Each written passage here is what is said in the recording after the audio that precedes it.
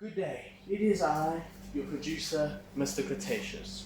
I have been brought here to inform you guys about dinosaurs, more like I just wanted to create it, but we did the first video already of the Carnotaurus.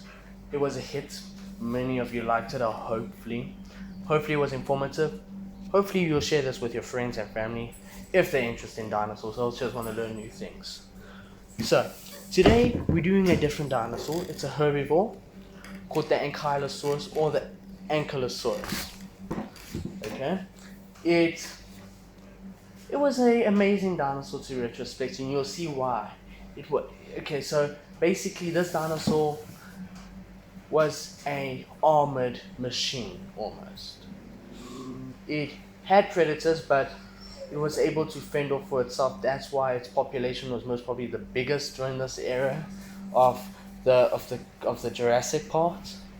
But you understand why when we get into it. So we will first look at it lived 70 to 66 million years ago. That's a long time.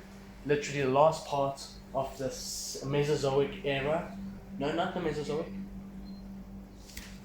Okay, between Mesozoic and Cenozoic, I will get to you later in the next video, let you know what it was, Mesozoic or Cenozoic. But between that, and it lived in the time period of the late Cretaceous period, before the dinosaurs were wiped out by the asteroid that hit the Gulf of Mexico.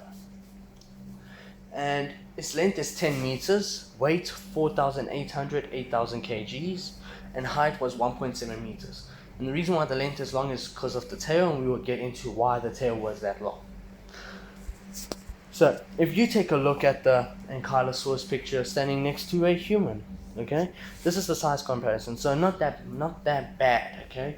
Literally, the apex of its hump on its back is about like the height of an average human.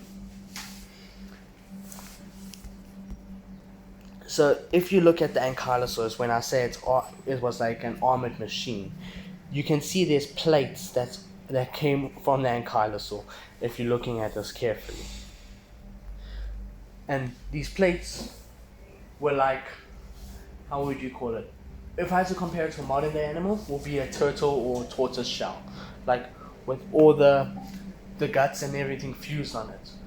That's where it gets its name from. First it was a herbivore. It ate low-lying plants and it ate grass, bush berries, ferns, horsetails. There's many you can go through, like modern day buck, rhinos, basically the whole sorts. Its name means fused lizard. The reason why it's named as fused lizard because the plates were fused into its skin, and the gut like just stuck underneath.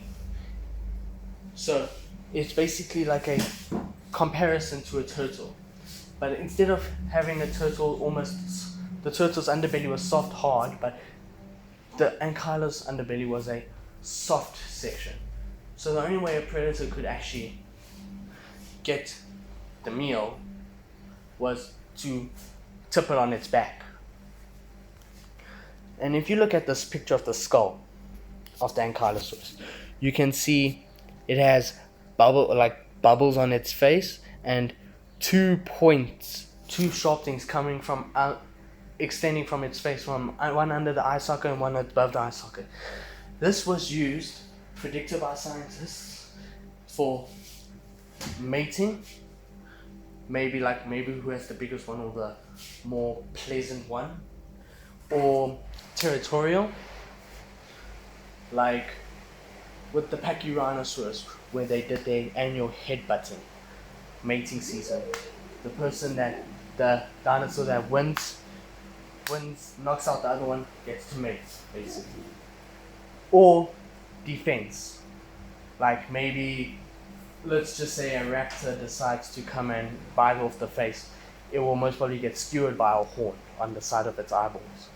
So it's basically for protection, territorial, and everything. And if we can take a look back to the fused lizard name, you can see on this picture that over here, you can see how the plates are on its ribs, like fused onto it. And the tail is an interesting part which we'll get to. With the tail, it's literally 2 ball joints. Like, let me see if I could find it. There's a picture of the tail. So this picture of the tail is like 2 ball joints. So the reason this is like near the tip of the tail, like the Stegosaurus has those spikes that come out. It was used for defense. So that's why its tail was elongated, because it can get more movement and more power to whack. Like, let's say the natural predator of the Ankylosaurus was the Albertosaurus or the Coracorodontosaurus, but more like the Albertosaurus. Okay, so when this Albertosaurus like tries to attack, this Ankylosaurus is swinging its tail left, right, left, like first up, down, left, right, making a lot of noise, trying to scare off the predator. But if that doesn't happen, the predator will come and then it will whack its legs or whack in the chest or somewhere. And it was able to get sometimes very high because of how long the tail was. So with the tail being this, so the tail was a great defense mechanism for the Ankylosaurus. So huge plates of bone embedded in the skin which act as a defense mechanism to protect them from predators, as I said, like a turtle or a tortoise shell. Okay, so like with the hammer, with the tail, like I told you, hammer or club. But if they compared it to us, if they were like trying to size, but it's an estimated mean. Like if the Ankylosaurus had to hit us full throttle with its tail against our leg, the femur on the one will shatter and the other one will snap like a celery stick. But that's just estimated. It could be a far lot worse, like the whole leg could shatter. So we do not know the actual power of it yet.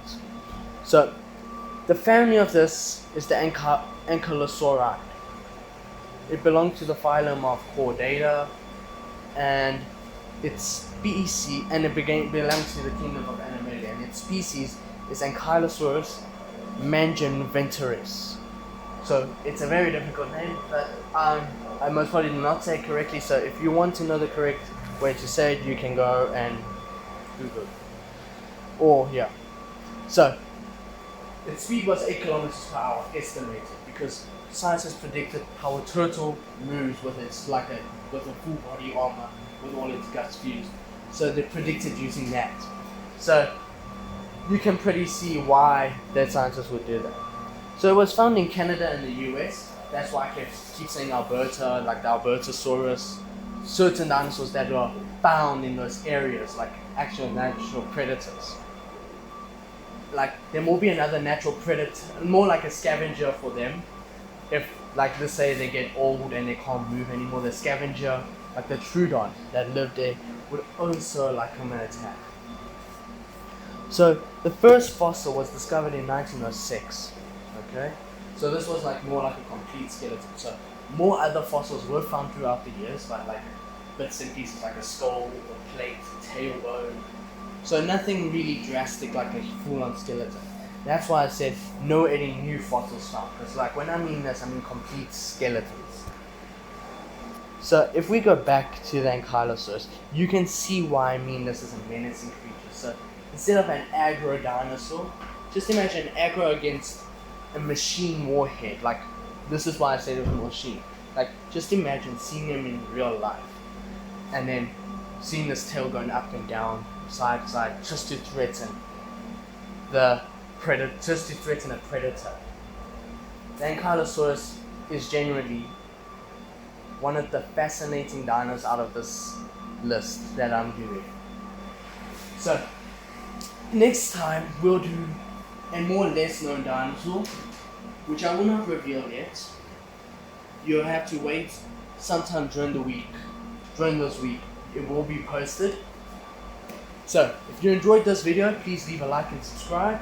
Add a comment if you want any other species of dinosaurs to be discussed.